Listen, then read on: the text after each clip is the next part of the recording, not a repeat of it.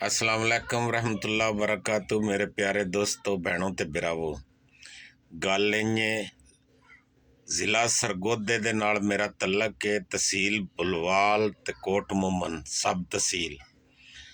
ते इस वक्त मैं रहा कनेडा विच पिया। ते मैं जिहड़ा ना अपने रखिया नां चैनल दा पंजाबी गल्लां, यानी कि पंजाबी टाक। ते ये गल्लां दा मुहावरे ते गल्लां ते पंजाबी च मैं सुनाइना। ते बाज़ दोस्तां दे कमेंट आउंदे नू कि आ पंजाबी दा जिहड़ा लफज है ना, इहदी समझ नहीं आई, इहदा मतलब की है। क्योंकि मैं जिहड़े इलाके च रहाना वो ठेठ पंजाबी है, ते मैं ठेठ पंजाबी बोलदा क्योंकि मैं ओहदे च मिक्स उर्दू नहीं सू करिंदा। कोई चंद लफज जेड़े जरूरी जिन्ना दी पंजाबी दा ना मतलब दा पता लगे मैनू भी, वो मैं बोलेंदा उर्दू च, नहीं तो मैं नहीं बोलेंदा। इस तो दोस्तों मैं गुजारिश करना, जिस दोस्त नू ना मेरी गल्ले दी समझ आवे वो दोबारा कमेंट विच मैथों पुछ सकदा कि इहदा मतलब की है।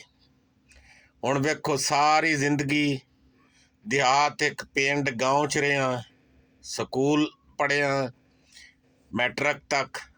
उस तो बाद जिमीदारा किता, जिमीदारे तो बाद कनेडा आ गया।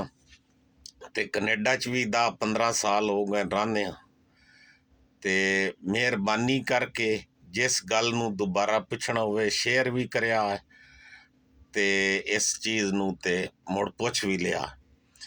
ते माजरत चाहना क्योंकि मैं चढ़दे पंजाब ते लहंदे पंजाब वाले दे लोकां दियां गल्लां सुनाइना ਜਿਹੜੀਆਂ उस मुआशरे विच अगे गुजर चुकियां या हुण है। उन्हां गल्लां दा निचोड़ कढ के दुनिया छड्डियो होया ते उन्हां गल्लां सुणियां सारियां दोस्तां, लेकिन बाज भुल वैंदियां, उन्हां नूं दोबारा रिपीट करना। ते हमेशा हसदे रहो, वसदे रहो, खुश रहो, फुल्लां दी तरह मुस्करांदे रहो। ते अल्लाह हाफिज़।